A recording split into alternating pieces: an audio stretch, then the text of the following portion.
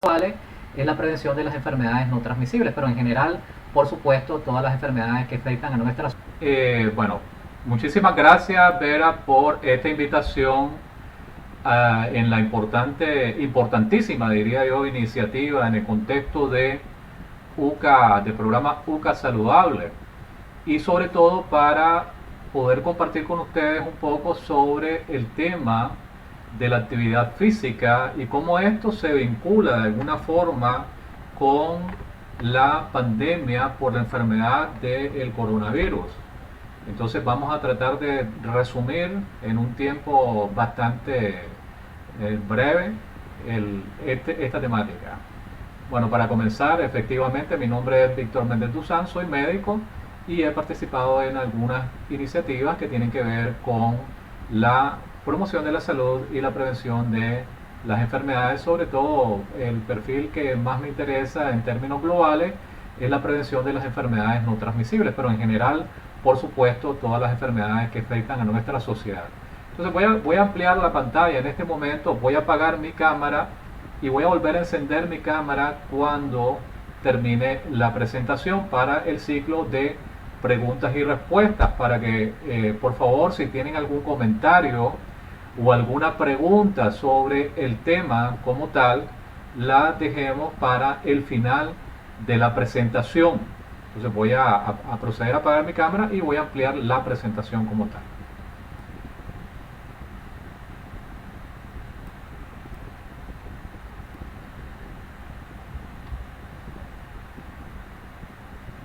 Este es el contenido de la presentación que vamos a desarrollar el día de hoy. Y un segundo, vamos a poner aquí un láser. Okay. Bueno, como ustedes ven, en primer lugar vamos a hablar de algunos aspectos generales sobre la enfermedad producida por el coronavirus, los conceptos básicos de actividad física, cómo se vincula la actividad física con el coronavirus o con la enfermedad producida por el coronavirus, mejor dicho, y las recomendaciones generales vinculadas a la actividad física. Entonces, en primer lugar, en relación a los aspectos generales del coronavirus, esto es importante. Yo sé que no estoy con estudiantes de medicina y que pues tampoco hay médicos, sin embargo, pues todos hemos escuchado mucho sobre esta enfermedad, sobre todo en el contexto actual en el cual estamos viviendo, y pues de una manera básica podemos decir que esta enfermedad es producida por este virus, que es el virus SARS. De hecho, desde el punto de vista científico se considera que es el virus SARS-CoV-2, así se le ha denominado, se le conoce popularmente como COVID-19. Este virus es un virus de tipo RNA envuelto de la familia Coronaviridae. Y una cuestión importante con relación a este coronavirus es que este coronavirus tiene la capacidad de transmitirse en interespecies, es decir, de una especie animal a la otra. La historia, una de las historias o de la teoría que se ha planteado con relación al origen de esta enfermedad es precisamente una transmisión interespecies. Algunos dicen de murciélagos y otros dicen de otros tipos de especies. Es decir, podemos considerarla desde el punto de vista médico como una zoonosis. Una zoonosis es una enfermedad que se produce por el contacto con animales, de ahí viene el término zoo. Okay. Entonces, la enfermedad, como ya les dije, es una enfermedad que se conoce como COVID-19. Y esta enfermedad, una de las características importantes que tiene es que puede llegar a presentarse de manera sintomática o con síntomas leves o bien síntomas severos. Todo esto ya más o menos lo manejamos la mayoría de las personas. Sin embargo, les quiero hacer una referencia básica sobre la historia de esta enfermedad, la historia del coronavirus o de los brotes recientes que se han tenido, de los cuales se ha tenido información sobre el coronavirus. Hace algunos años, específicamente entre noviembre del año 2002 y julio del año 2003, se produjo un brote, es decir, se considera el brote del año 2003. Ese fue el primer brote producido por un coronavirus en la historia moderna de la humanidad. Este que tenemos ahorita no es el primero. Es decir, aquí ya tenemos una sucesión de eventos desde el punto de vista epidemiológico, y esto es muy importante entenderlo. ¿Por qué? Porque, como ya se ha planteado en diferentes medios, puede ser que no sea la última epidemia o la última pandemia producida por este tipo de patologías o por este tipo de patógenos. En el brote del año 2003, fíjense ustedes que llegó a afectar aproximadamente a 8.000 personas en 29 países con 774 fallecidos. Este brote, como ustedes están viendo aquí en el mapa, se produjo principalmente en China. Es muy importante desde el punto de vista geográfico, porque ustedes ven que en Asia es donde prácticamente se han localizado los 3 brotes importantes que han habido en relación a el coronavirus.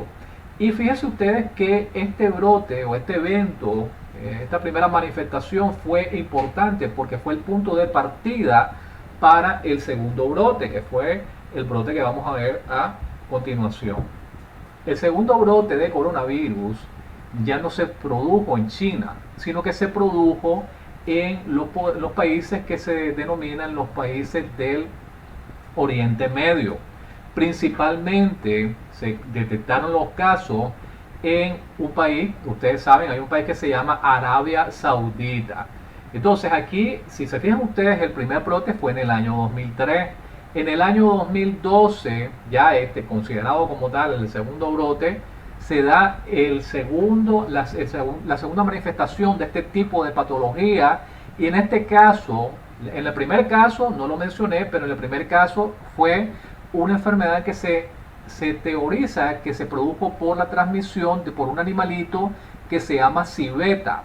La civeta o chiveta, también le dicen algunos, es una especie como de roedor, como mapachín, para que me entiendan, en buen nicaragüense, que se come en China, también se come en China ese tipo de animalitos, y por ahí parece que se produjo el primer brote.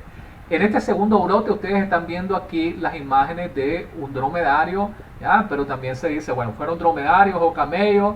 ¿Por qué? Porque en Arabia Saudita existe la costumbre de consumir este tipo de animal como parte de su dieta, y aquí fue donde se dio esta transmisión interespecie, es decir, el segundo brote de coronavirus que se conoció como el MERS, que es el síndrome respiratorio del Oriente Medio. Ahora, aquí es importante, fíjense ustedes en los mecanismos de transmisión.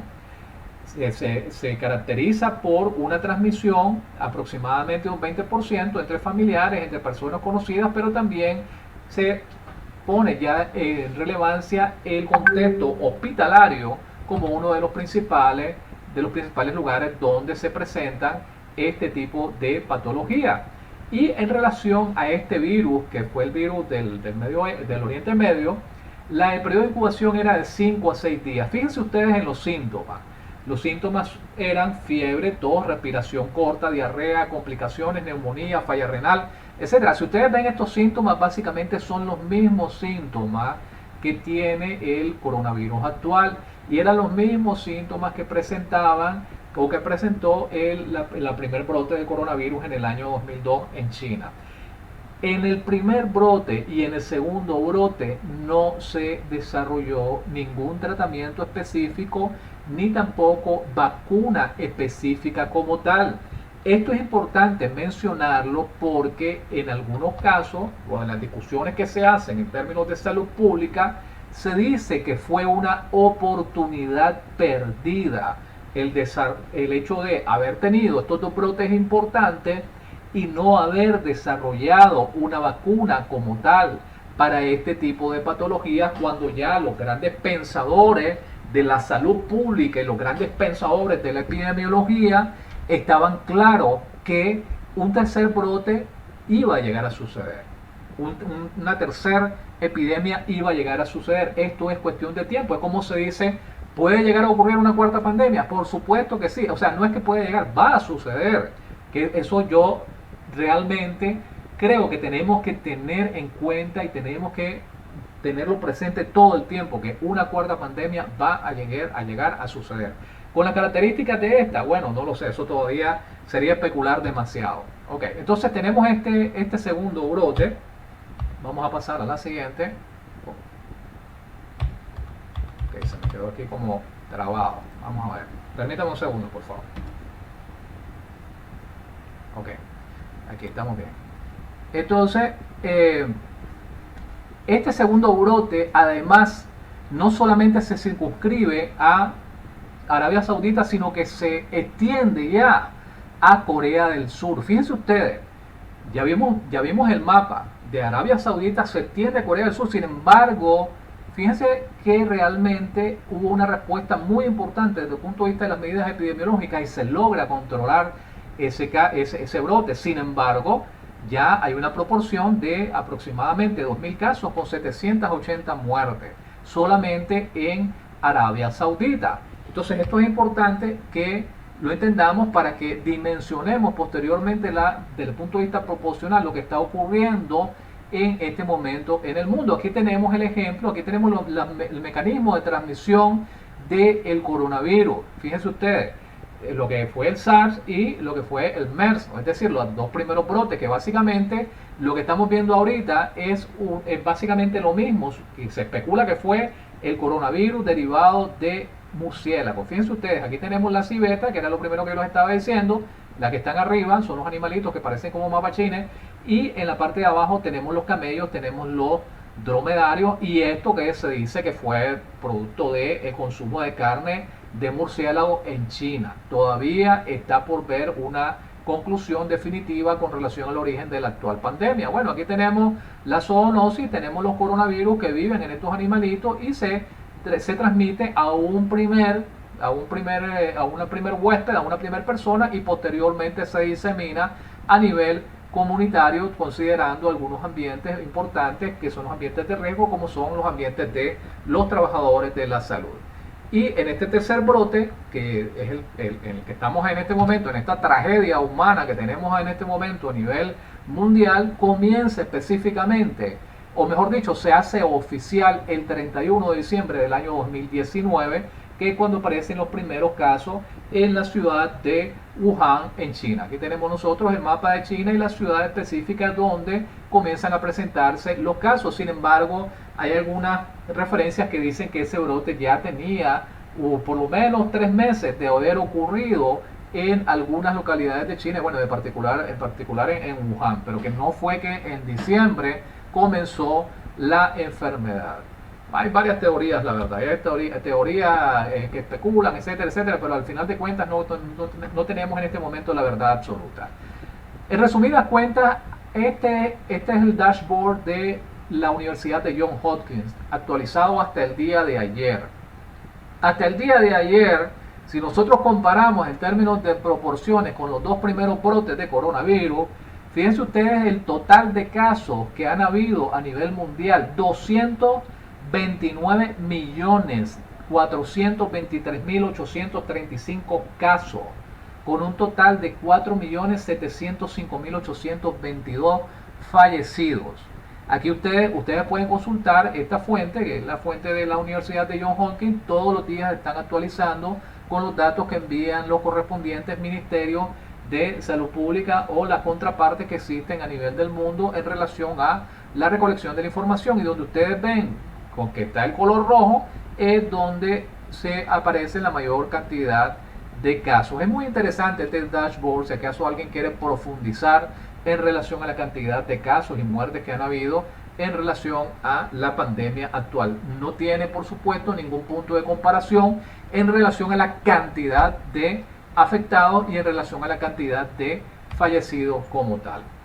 Ok, entonces esto es importante también en relación a la epidemia de SARS-CoV-2 que tenemos en este momento. Básicamente el coronavirus se presenta en todas las secreciones de nuestro cuerpo. Es decir, está presente en las heces, en las orinas, en la conjuntiva, en la sangre, en el esputo, etcétera, etcétera, etcétera.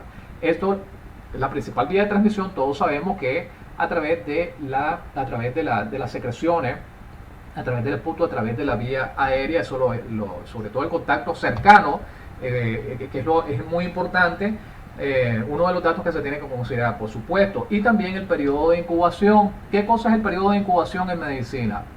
En medicina, el periodo de incubación es desde el momento en que tenés el contacto con la persona enferma y comenzás a desarrollar los síntomas. Eso es el periodo de incubación. En el caso del SARS-CoV-2, el periodo de incubación va de 2 a 14 días. Es decir, si la persona tiene el contacto con esta persona que está enferma, a los 2 días ya puede estar desarrollando los síntomas. Hasta 14 días, es decir, puede ser de 2 a 14 días. Quiere decir que durante casi 2 semanas puede llegar la persona a estar asintomática. No se da cuenta que está enferma y alegremente anda contaminando a todo el mundo. Y esto es el problema con esta patología, que además es altamente contagiosa en relación a su transmisibilidad. Y con la variante nueva, con las variantes nuevas, pues ya ustedes se dan cuenta que la variante Delta es 6 veces más contagiosa que la variante, la primera variante que salió. ¿Ok? Entonces, ahora, una cuestión importantísima es que en relación a la transmisión, esto es importante entenderlo, las personas que contraen la enfermedad pueden llegar a transmitir la enfermedad de 3.9, es decir, de 4 a 4 días y medio previos a los síntomas, aún estando asintomático. Entonces, esto es un dato muy interesante porque, ¿qué quiere decir? Que no podemos fiarnos de cualquier persona, aunque las personas se vean normales. Por eso, ahí está la importancia de las medidas epidemiológicas como el uso de la mascarilla. La persona puede estar perfectamente bien hoy y mañana ya comienza a presentar los síntomas. Aquí tenemos un gráfico para ilustrar que la diseminación viral va a ser mayor en el momento en que comienzan los síntomas. En cuanto comienzan los síntomas en la persona, aquí tenemos nosotros lo que es OR, es decir, este dato quiere decir que en cuanto comienzan los síntomas, la persona tiene un potencial de transmisión de 2.5 a 3 veces más que en cualquier otro momento de la enfermedad. Y es un dato pues también muy importante a considerar, ¿verdad? Y también con relación al espectro de la presentación clínica del coronavirus, fíjense que esto es algo muy importante. La gran mayoría de los casos es leve, afortunadamente. Es decir, en aproximadamente un 80% de los casos, la mayoría de las personas van a presentar una condición leve, es decir, incluso asintomático, va a presentar una condición severa, probablemente en un 13% de los casos, y una condición crítica en el 4% de los casos. Eso va a depender, obviamente, de determinados factores de riesgo, como la edad, como las comorbilidades, etcétera, etcétera, etcétera. Es decir, estos no son datos globales generales para todo el mundo, son aproximados y esto va a depender, repito, de las condiciones que tenga el paciente. Cuando comienza a presentarse la enfermedad, nosotros vimos que la mayor afectación era en los pacientes de edades mayores. Este gráfico lo representa de una manera importante. A medida que avanza la edad, fíjense ustedes, la tasa de letalidad va aumentando cuando estábamos entendiendo esta enfermedad. Ahora, ¿qué es lo que ha pasado? En este momento nosotros vemos un cambio epidemiológico en el patrón o en el desarrollo natural de la enfermedad, y eso lo podemos apreciar de una manera muy clara en nuestro país, porque vemos que los casos y los fallecidos que están ocurriendo son principalmente en edades, ahorita en este momento ya no estamos viendo en las edades mayores. Sí hay sus cuantos casos, pero la gran proporción se está situando entre los 30 a los 60 años. Podríamos decir que en esta edad intermedia. ¿Por qué? Porque el impacto de las vacunas ha sido algo muy importante que nosotros hemos observado desde el punto de vista epidemiológico. ¿Cuál es la población en Nicaragua que está más vacunada? Es decir, donde existe la mayor índice de vacunación, en las personas mayores de 50, en las personas mayores de 60 años. Este rango de población, que fue la principalmente afectada al inicio de la pandemia, en este momento es la que está siendo menos afectada en nuestro país porque ya tiene sus esquemas de vacunación completo. Y en este rango, que es donde nosotros tenemos, que es la menor cantidad de vacunación, hasta el momento, ¿verdad? Es donde están saliendo la mayor cantidad de casos y afectados por la nueva variante que nosotros estamos observando. Van a ver ustedes que dentro de un mes y medio, o por un mes y medio, digo yo, 2 meses máximo, la condición epidemiológica va a modificarse sustancialmente porque es en este rango de edad donde ya se está comenzando a vacunar a la población. Y el impacto de la vacuna es incuestionable. Ahora, aquí tenemos solamente para ilustrar, fíjense ustedes en los síntomas. Es igualito que los dos primeros brotes que se dieron de coronavirus, fiebre, tos seca, mialgia, fatiga, etc. O sea, básicamente es la misma sintomatología.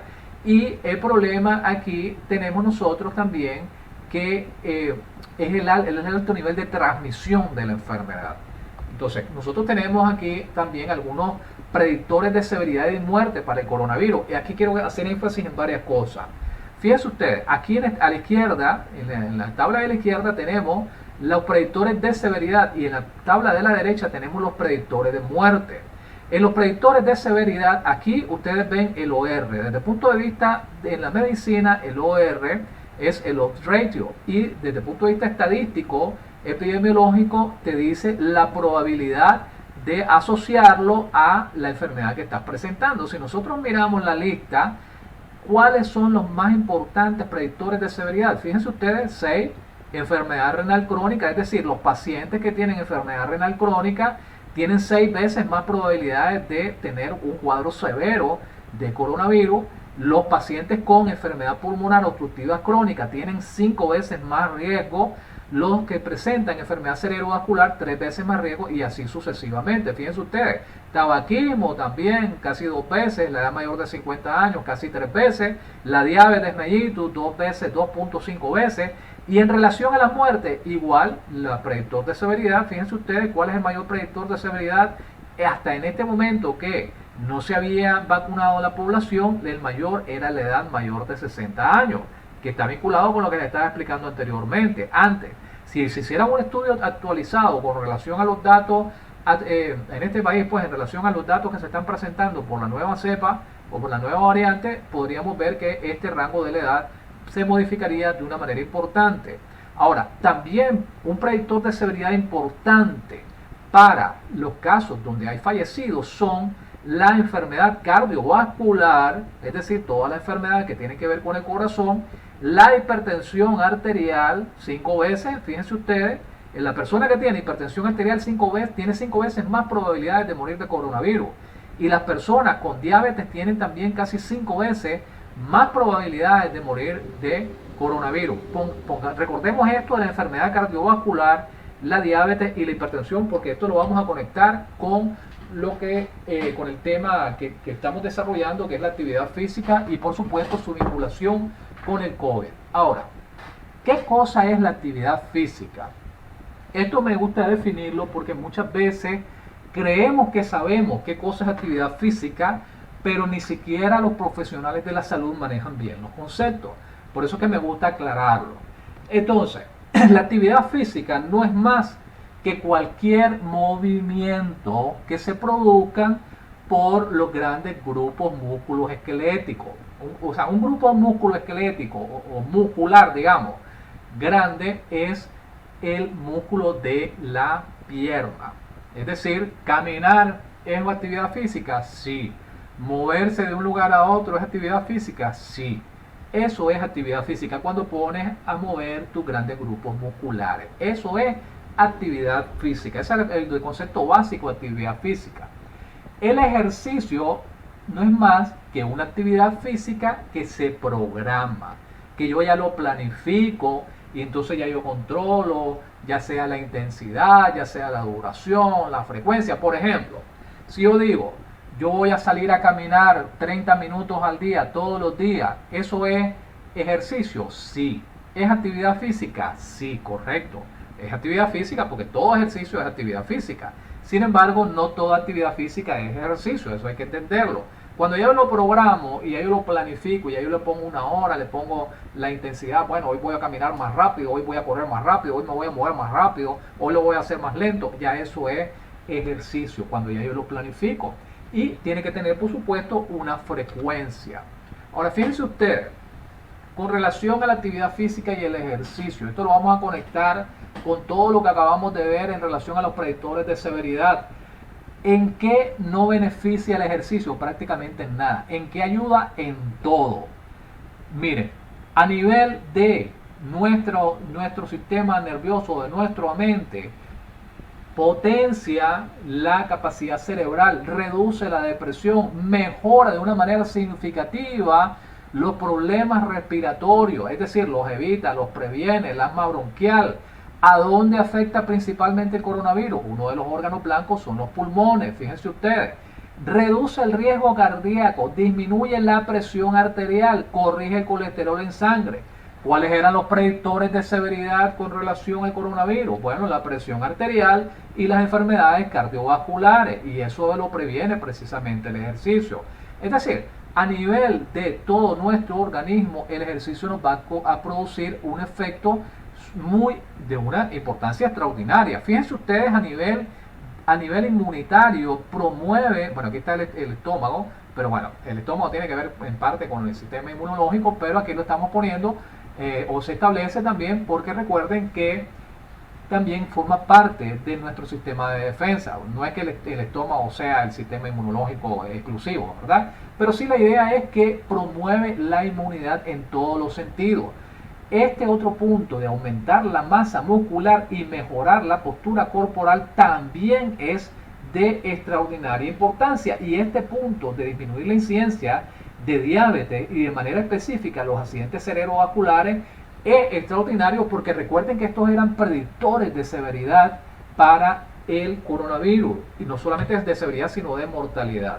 Aquí tenemos otra gráfica donde básicamente lo que nos dicen es que el músculo como tal es un órgano endocrino, y al ser un órgano endocrino, ¿qué quiere decir esto? El músculo nos va a mejorar de una manera significativa todos los componentes que tienen que ver con el metabolismo, no solamente el metabolismo básico, sino el metabolismo a nivel general, porque va a afectar todos los sistemas de nuestro organismo, y de manera particular, fíjense en esta parte, a las células inmunes, es decir, todo el sistema inmunológico se va a ver afectado, se va a ver alterado, pero de una manera positiva por el ejercicio y la actividad física.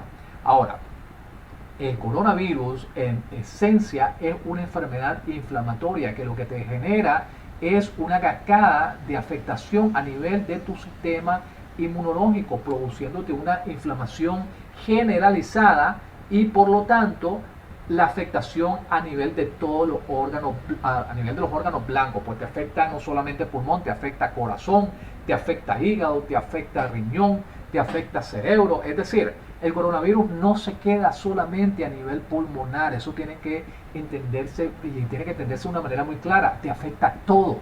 De hecho, al haber esta cascada inflamatoria a nivel de todo el organismo, se puede decir que es una enfermedad multisistémica, así se le denomina por lo menos en términos médicos. Entonces eso es importante entenderlo para entender también la importancia que adquiere el ejercicio.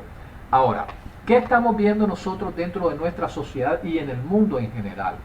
Que tenemos cada vez más una conducta sedentaria en todos los sentidos. Sedentario, según la Organización Mundial de la Salud, es la gente que se mueve poco.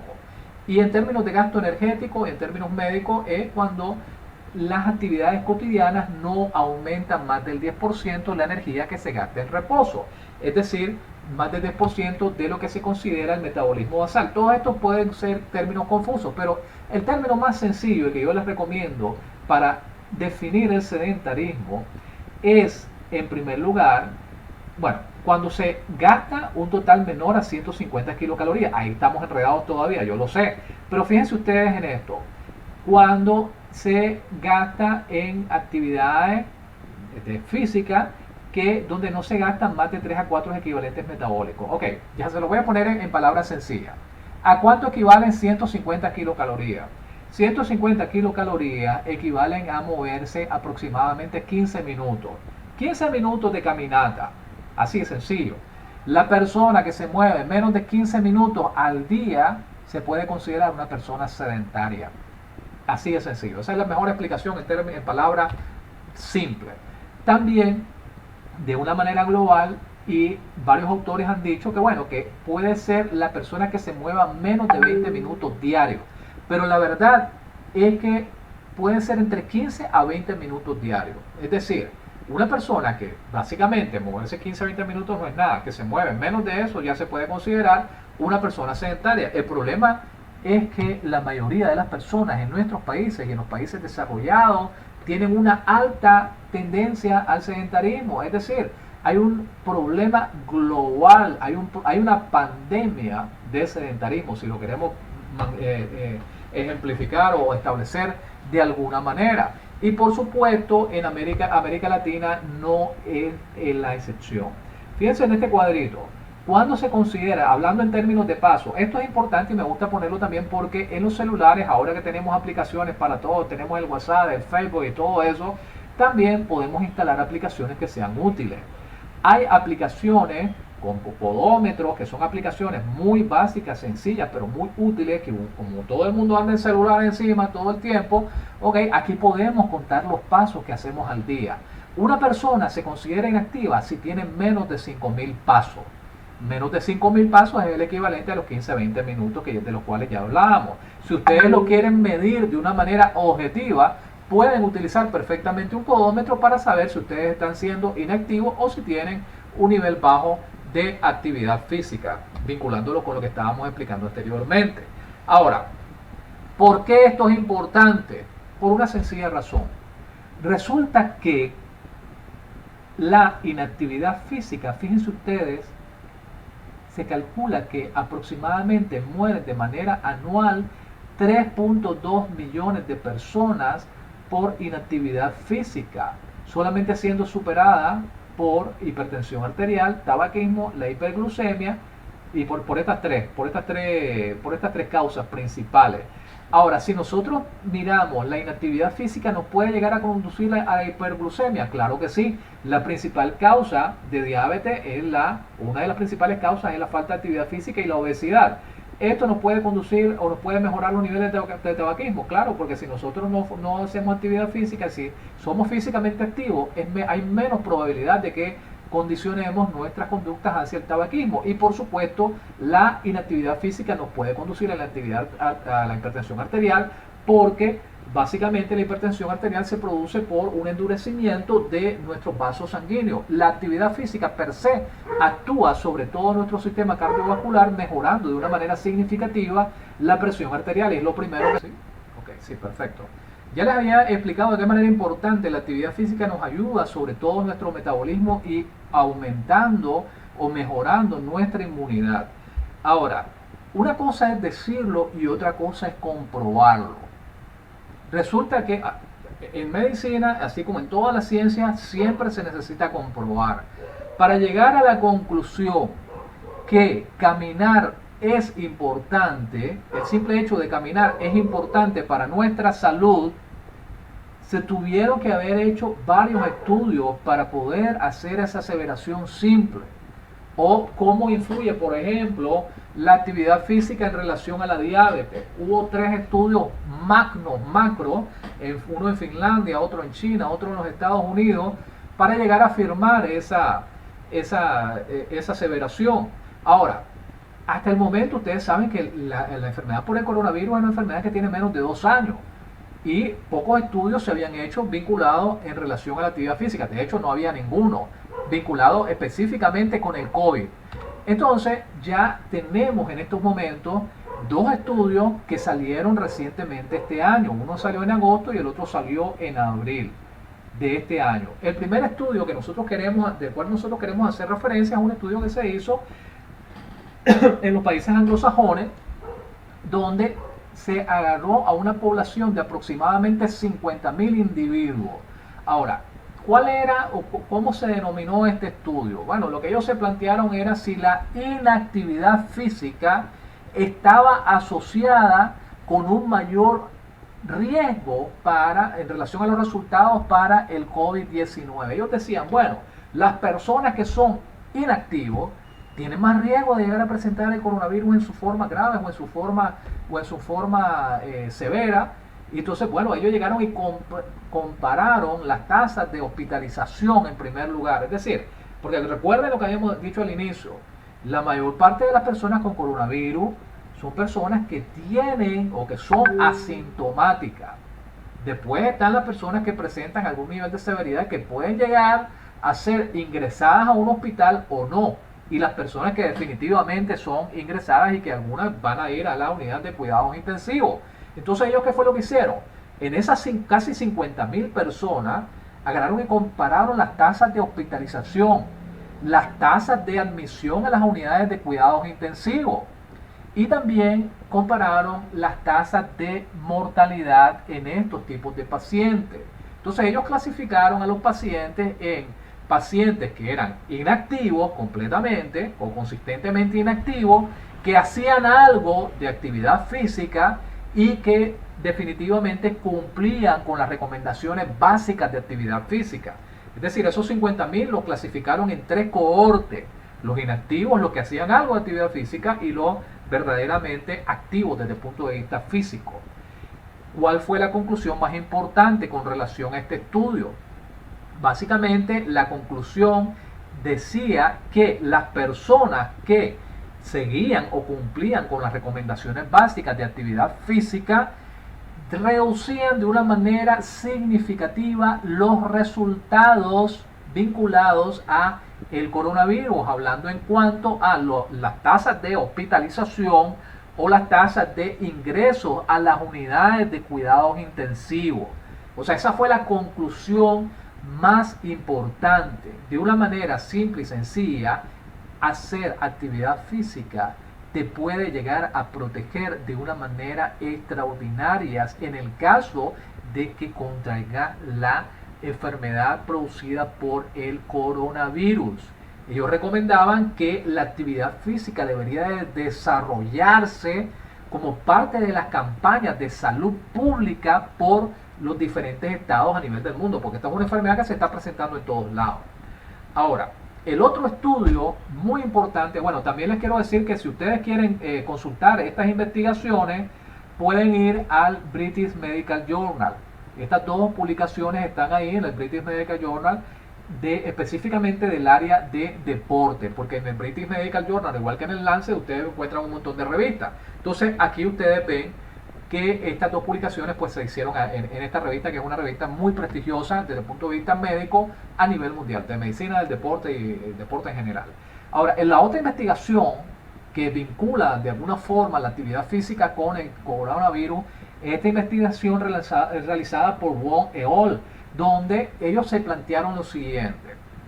Ellos dicen: la actividad física y el riesgo de SARS-CoV-2, ya se acuerdan que este era el nombre científico de la enfermedad. Bueno, entonces la actividad física y la infección por coronavirus, los casos severos de coronavirus relacionados en cuanto a la mortalidad. Es decir, ellos dijeron, bueno, ¿cuántos de estos pacientes se mueren?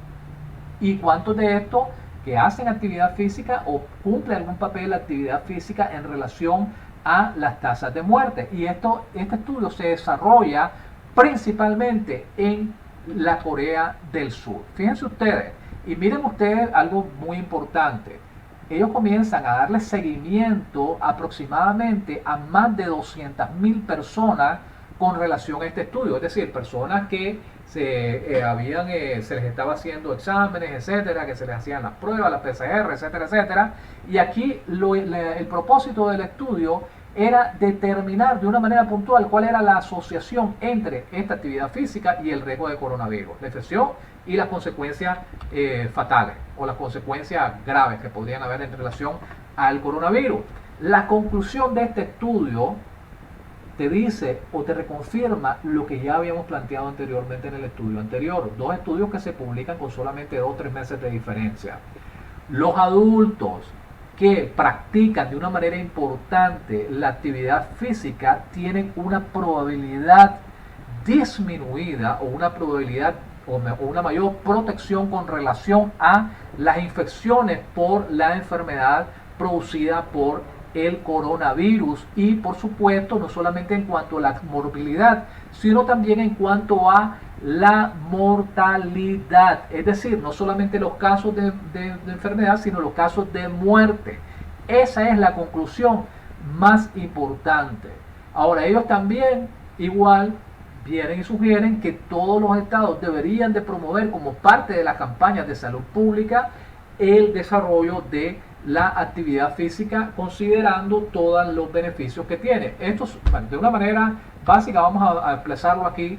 ¿Por qué se explica esto? ¿Por qué hacer ejercicio te va a disminuir el riesgo de llegar a desarrollar formas graves de coronavirus o a protegerte de las tasas de hospitalización o de llegar a estar en una UCI. Bueno, ya lo habíamos dicho al inicio. ¿Cuáles son los beneficios del ejercicio? De una manera puntual, fíjense ustedes, va a influir a nivel del sistema inmune, a nivel de la generación de proteínas. Recuerden que las proteínas son muy importantes para todas las células de nuestro organismo. Es decir, está vinculado directamente con una mejora fundamental en relación a el metabolismo basal y al metabolismo en general que nosotros tenemos. Ahora, también influye a nivel de todo el metabolismo de las grasas. Aquí quiero hacer un paréntesis especial, esto lo vamos a dejar para lo último. También el ejercicio va a influir en relación a los biomarcadores del estrés, e influye también desde el punto de vista genómico, influye desde el punto de vista metabolómico, se le conoce. Y quiero hacer este paréntesis a nivel del metabolismo de la grasa, porque el coronavirus, para poderse replicar, necesita de grasa, necesita de colesterol, necesita de esta sustancia, de este sustrato importante para poderse replicar. Eso explica por qué en este momento a los pacientes, no sé si seguramente ustedes han conocido algún caso, ¿qué se le está dando a los pacientes en cuanto a tratamiento? Uno de los tratamientos, que a mí realmente la primera vez que lo escuché me extrañé, que se le estaba dando a los pacientes era simvastatina. La simvastatina se utiliza para bajar el colesterol. ¿Pero qué le están dando para bajar el colesterol? Y estaba viendo que los internistas le estaban dando la simvastatina a pacientes jóvenes para bajar el colesterol. Y resulta que esa es la explicación. Es decir, el ejercicio te va a ayudar a quemar la grasa. El ejercicio aumenta el volumen de mitocondrias que se tienen a nivel del tejido muscular. La mitocondria, para los que no lo saben, es un organelo que tienen las células que básicamente participa en un proceso que se llama la beta oxidación. La beta oxidación, en palabras populares y sencillas, es la quema de grasa. Por eso es importante que el ejercicio se tenga de una manera consecuente, no solamente en el contexto del coronavirus, sino en el contexto también de disminuir y de prevenir múltiples enfermedades que no solamente están afectando y son las principales causas de muerte en Nicaragua. En este momento ustedes seguramente no lo saben, pero quiero decirles que la principal causa de muerte en este momento en Nicaragua no es el coronavirus, son los infartos agudos al miocardio. La segunda causa de muerte, ustedes pueden meterse a la página web del Ministerio de Salud de Nicaragua y se van a dar cuenta busquen mapa de padecimientos de salud de Nicaragua. La primera causa de muerte son los infartos. La segunda causa de muerte es la diabetes mellitus. La tercera causa de muerte es el cáncer. La cuarta causa de muerte son las enfermedades renales. Si ustedes se fijan, todos esos son predictores de severidad para el coronavirus. Y eso explica por qué ha afectado tanto últimamente en nuestro país. Fíjense ustedes, tenemos que esas son las principales causas de muerte. ¿Por qué? Porque es que tenemos una población que tiene un montón de patologías que están vinculadas a las enfermedades no transmisibles, y ahí es donde aprovecha el virus también. Y si la gente además es sedentaria, pues obviamente es el caldo de cultivo ideal para el virus. Ahora, en relación a las recomendaciones generales de actividad física, bueno, en primer lugar, la actividad física va a ser buena no solamente para el corazón y el cuerpo en general, sino también para la mente. Esto es muy importante, este concepto. En segundo lugar, cualquier cantidad de actividad física va a ser mejor que ninguna. Y cuanto más va a ser mejor. ¿Qué es lo recomendado para las personas que están en un ambiente de universidad? Lo mínimo son entre 150 a 300 minutos de actividad aeróbica moderada a la semana. O una media de 60 minutos de actividad física aeróbica moderada al día para los niños y para los adolescentes, hablando de otros rangos de edad. En resumen, con 30 minutos diarios que una persona o un estudiante de una universidad haga extra a sus actividades normales es suficiente. Si quieres ver un mayor performance en relación a tu desempeño, tienes que hacer una hora. Pero para los niños definitivamente lo que se recomienda es una hora. Hay que poner a hacer ejercicios a los niños. Estamos teniendo muchos niños obesos en nuestra sociedad y eso es un problema grave porque esos niños obesos van a ser adultos obesos también. Eso hay que tenerlo bien claro. toda actividad física cuenta, todita. Si nosotros estamos en nuestro trabajo, tenemos que levantarnos por lo menos cada hora, unos 2 minutos. Eso se llaman las pausas activas. Eso nos va a ir sumando. En cualquier momento, si nosotros tenemos el baño, queremos ir al baño, no vayamos al baño más cerca, vámonos al más lejos, parquemos el carro más lejos. Todo eso, al final de cuentas, va contando. El fortalecimiento muscular beneficia a todas las personas, a toditas, incluyendo los mayores de 65 años. No hay ninguna condición que no permita la actividad física. Incluso las personas que están postradas, ustedes seguramente nadie ha estado en una UCI. Yo sí he estado en una UCI como médico, y las personas que están encamadas, tenés que moverlas. No podés dejarlas postradas en una camilla, tenés que estarlas moviendo, porque la misma piel, de tanto estar en contacto con la camilla, se va deteriorando, se va lesionando y se forman úlceras. Incluso en esas condiciones en que la persona no se puede mover, el personal de salud tiene que moverlas por ella, ¿ya? Es decir, hasta en las condiciones más difíciles, las personas necesitan movimiento.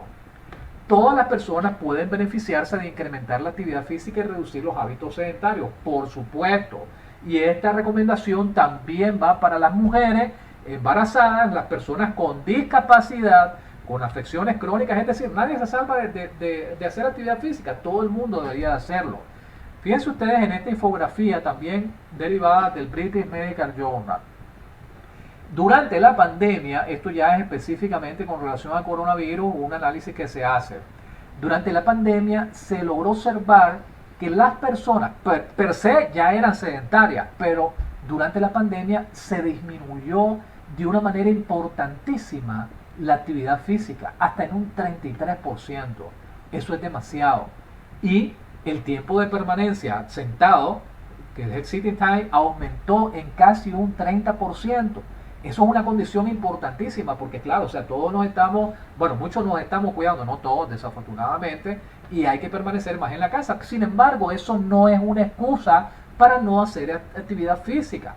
Fíjense ustedes en la actividad física que nosotros podríamos llegar a desarrollar en la casa. Podemos hacer yoga, podemos hacer ejercicios isométricos, podemos hacer zumba, es decir, no existe excusa para no hacer actividad física. Ahora, ¿podemos salir nosotros a hacer actividad física? Claro que sí. Lo que se recomienda, antes se decía, no, porque te puede contaminar a los 10 metros, a los 20 metros, viaja el virus, etc. Lo que se ha visto es que en relación al riesgo-beneficio es mejor que la gente salga a hacer ejercicio, por supuesto con sus medidas de seguridad. Te vas a mantener por lo menos a 2 metros de la otra persona que está haciendo ejercicio en el parque, o que está corriendo por lo menos a unos 4 o 5 metros. Eso es importante. Y cuando vayas a pasar por un grupo, por supuesto, ponete la mascarilla. Si es posible, andar con tu cosito de alcohol, con tu spray de alcohol para estarte poniendo en las manos. Es decir, no hay justificación para no hacer actividad física. Si tienes patio, pues aprovechar y barrerlo todos los días, o aprovechar en hacer este tipo de actividades, que todo esto va a contar. La misma limpieza de la casa, ¿cuenta o no cuenta? Claro que sí. Limpiar la casa todos los días es parte de la actividad física. El objetivo es que al final nos movamos más. Aquí está la recomendación que ya les acabo de mencionar: 30 minutos al día, por lo menos durante 5 días a la semana, para que acumulemos 150 minutos. Si lo podemos duplicar, es mejor. Entonces, si nosotros consideramos estas recomendaciones para un contexto, en un ambiente, tanto para los estudiantes como para los profesores de la universidad, nosotros nos daremos cuenta que es algo muy sencillo, como nosotros podemos de una manera importante mejorar nuestro performance y nuestro metabolismo y nuestras condiciones de actividad física de manera particular, y por supuesto las consecuencias beneficiosas sobre nuestra salud. Terminamos con este mensaje: ojalá que el deporte sea la próxima pandemia. Tenemos muchos problemas de sedentarismo y muchos problemas de enfermedades no transmisibles. Muchísimas gracias.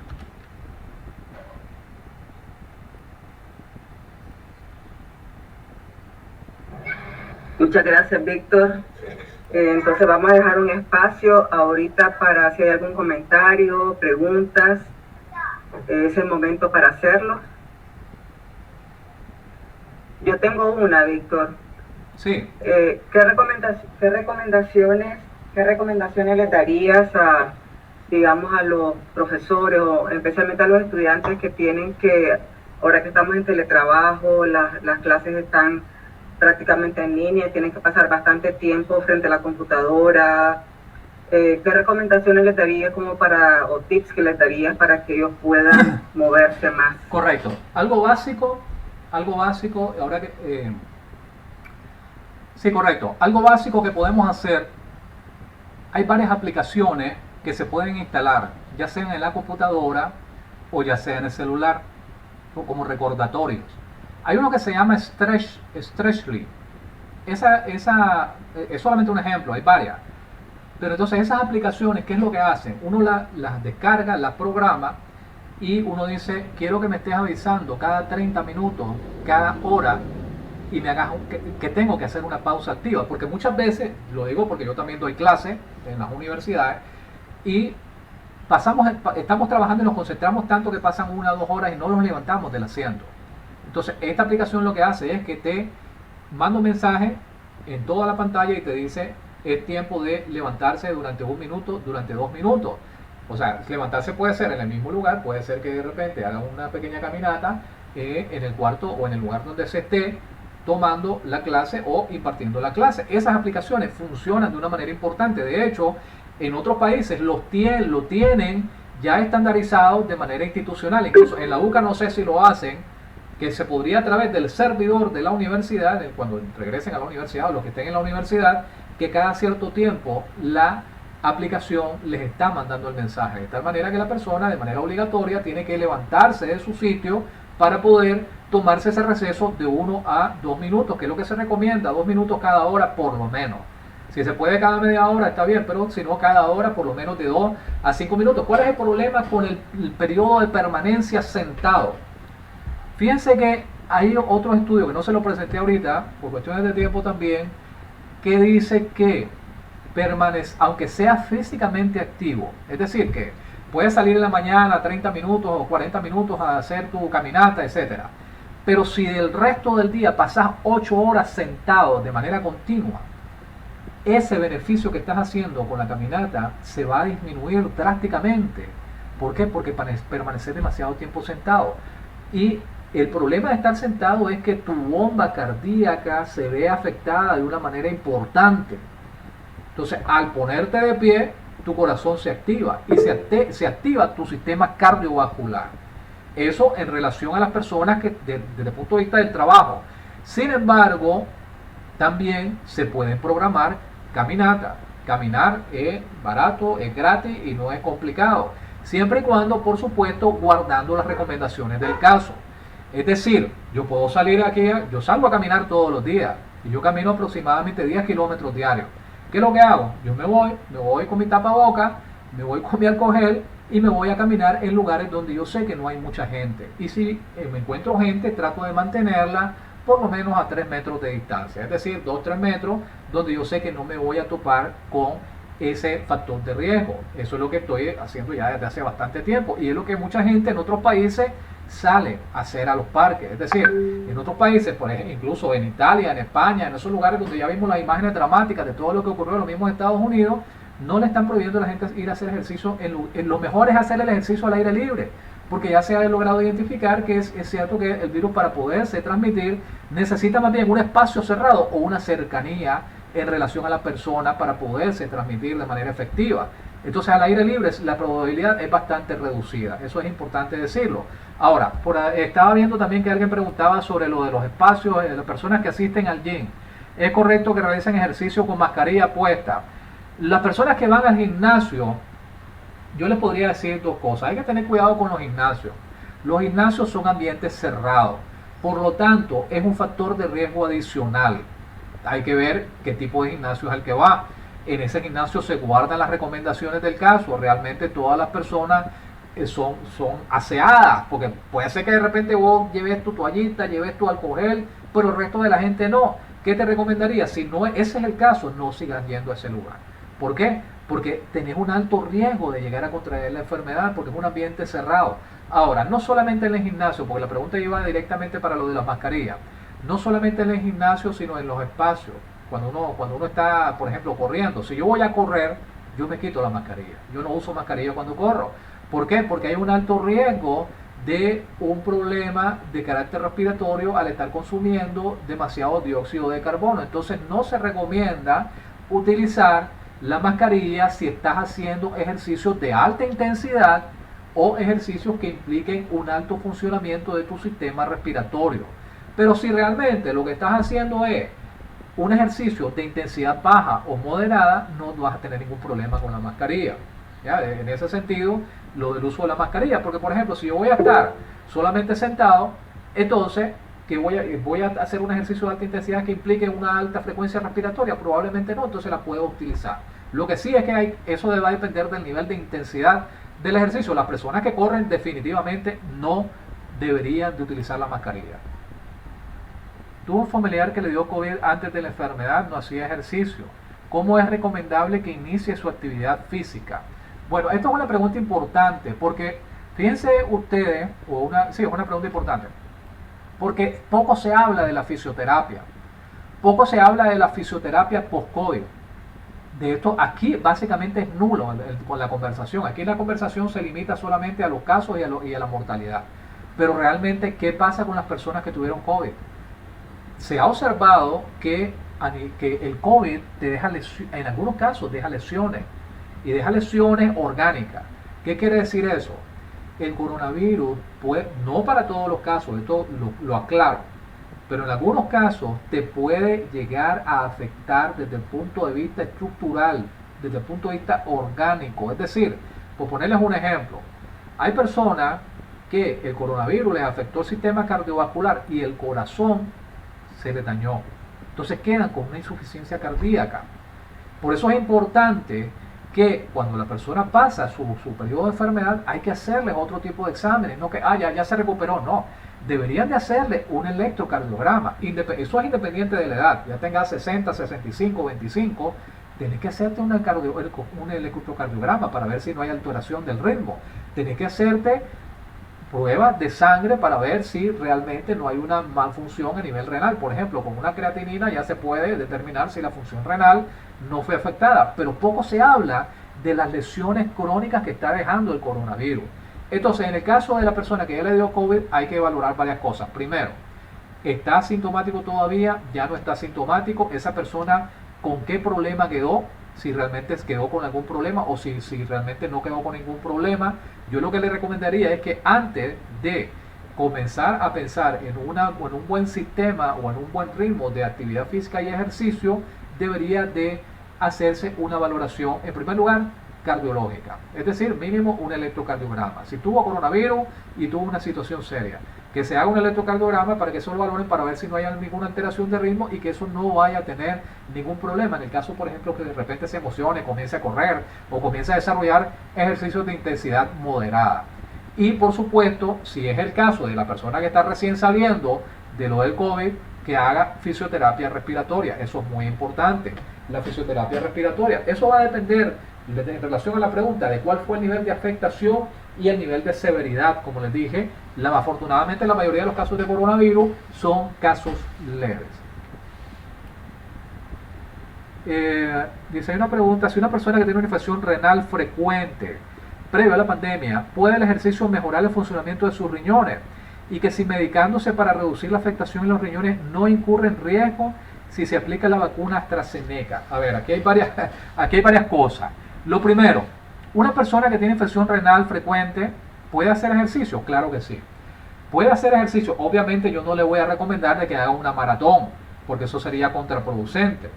Pero el ejercicio de manera general va a beneficiar de una forma importante cualquier tipo de patología. Óiganse bien, hay estudios serios donde incluso pacientes que han tenido infarto se les recomienda hacer ejercicio. Tampoco, por supuesto, una maratón, pero sí eso va a estar en la medida del padecimiento del paciente. Que si tuvo una infección renal frecuente, ¿puede hacer ejercicio? Claro que sí, no hay ningún problema. El ejercicio, dice una infección renal, el ejercicio le va a mejorar su sistema inmunológico y al mejorar su sistema inmunológico incluso va a presentar menos infecciones a repetición. Supongo que debe ser una paciente que tiene infecciones de vías urinarias a repetición. Supongo que es el caso. ¿Ok? Entonces eso en relación a lo primero que están preguntando. Dice, medicándose para reducir la afectación en los riñones. Ok, no hay ningún problema. O sea, si estás tomando antibióticos, puedes perfectamente salir a caminar. Eso no va a causar ningún inconveniente. Al contrario, va a ayudar en la perfusión del antibiótico, del medicamento que te estás tomando, y te va a ayudar enormemente. Obviamente, hay que hacerlo de una manera leve, moderado. No te vas a ir a hacer 42 kilómetros. Dice, no incurre en riesgo si se aplica la vacuna de AstraZeneca. En relación a la vacuna de AstraZeneca, y aquí a mí me han preguntado un montón sobre la vacuna de AstraZeneca. Yo les voy a decir una cosa. La vacuna de AstraZeneca, en primer lugar, todas las vacunas son buenas.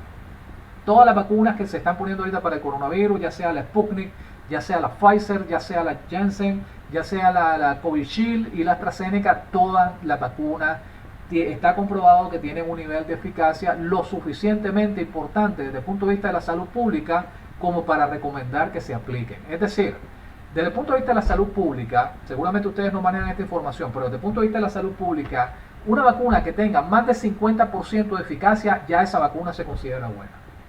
50% de eficacia. Todas las vacunas tienen, la que menos tiene anda por los 70, AstraZeneca, ¿no? Es decir, con la primera dosis, pero ya con la segunda dosis, si se pone a las 12 semanas, hablando específicamente de AstraZeneca, la eficacia llega al 90%. Es decir, llega prácticamente a lo mismo que llega Pfizer y que llega la Sputnik, que es 93, 94. Solamente 4 puntos, eso en términos de vacunas, hablando en términos de vacunas, no es nada, es básicamente lo mismo.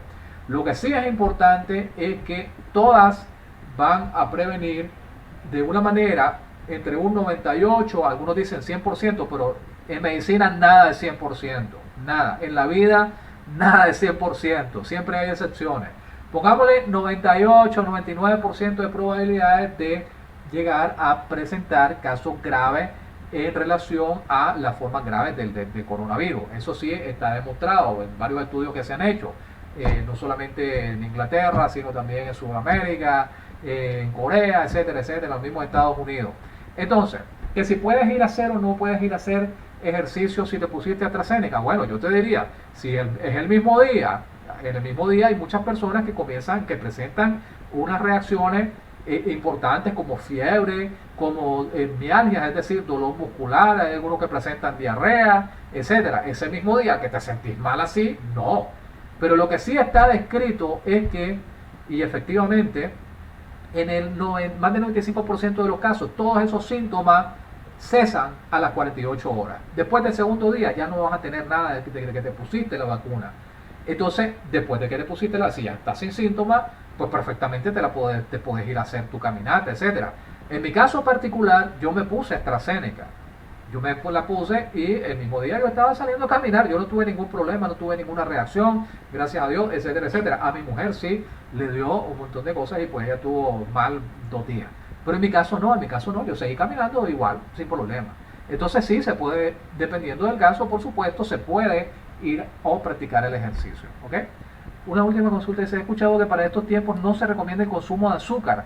Esto puede estar relacionado por el sedentarismo. Bueno, a ver, el consumo de azúcar, esto es relativo. Nosotros necesitamos azúcar para sobrevivir. Es decir, tampoco hay que satanizar el azúcar. El cerebro, de hecho, es un gran glotón, es un gran consumidor de azúcar. Eso es importante que lo entiendan. Ahora, depende de cuánta cantidad de azúcar estemos consumiendo y el tipo de azúcar que consumamos. Porque, por ejemplo, si vos me decís que a tu café vos le echás 5 cucharadas de azúcar, yo te diría, mira, me parece que no es recomendable lo que estás haciendo. De hecho, entre menos azúcar procesada consumas es mejor. Es decir, el azúcar blanca yo no te la recomendaría. De hecho, el azúcar morena, pues tampoco que la consumas en grandes cantidades. Lo que sí es que si lo recomendable sería que te tomaras tu café sin azúcar y el fresco o las cosas a las cuales le pones azúcar, usar en la mínima cantidad. Ahora, hay otros productos que contienen azúcar, la gaseosa. En Nicaragua hay un problema epidemiológico importante con relación al consumo de las bebidas azucaradas, que de eso nadie está hablando tampoco. El problema con el azúcar es que el azúcar, al abusarse de ella, te altera todo tu metabolismo. El azúcar te va a poner gordo, el azúcar va directo, una vez que se procesa en tu organismo y va directo a acumularse en la llantita, es decir, parte de la grasa que ves ahí está la gaseosa, ahí está la pizza, ahí está todo el azúcar que te has estado comiendo. Y el problema con relación a la alimentación, sobre todo en un contexto de pandemia, es que tenemos que ayudar a fortalecer el sistema inmunológico. ¿Cómo podemos mejorar el sistema inmunológico desde el punto de vista de la alimentación? Bueno, ya lo sabemos todos, hay que comer vegetales en abundancia, hay que disminuir la carga de carbohidratos, ¿ya? De carbohidratos simples, me refiero. Por ejemplo, es mejor que tu plato sea un plato que tenga la mitad de verdura, con un cuarto de proteína, ¿sí? Un cuarto de carbohidrato. Y aparte de eso, por supuesto, el líquido, que es el agua, que es otro problema que tenemos en nuestra sociedad, que no estamos tomando suficiente agua. En Nicaragua hay una enorme cantidad de casos de enfermedad renal, pero ¿por qué? Porque la gente casi no consume agua, hay que tomar suficiente agua y sí, por supuesto, reducir el índice de azúcar simple, es decir, lo que conocemos nosotros popularmente como azúcar y por supuesto, bebida gaseosa, si es posible anularlas porque no sirven definitivamente para absolutamente nada. Muy bien, con esto finalizamos esta excelente exposición. Hemos aprendido cosas muy importantes y esperamos que la práctica de la actividad física, del ejercicio físico, constituya parte integral de nuestro estilo de vida. Porque no solamente mejora la salud a nivel general, sino que en estos tiempos tan difíciles del COVID, más recobra una mayor relevancia el que nos movamos más y practiquemos la actividad física de diferentes formas, lo que tengamos acceso y los momentos que tengamos disponibles. Entonces, con ese mensaje central, espero que nos vayamos todos pensando e incorporando la actividad física, el ejercicio físico dentro de nuestro día a día. Entonces, muchísimas gracias al doctor Víctor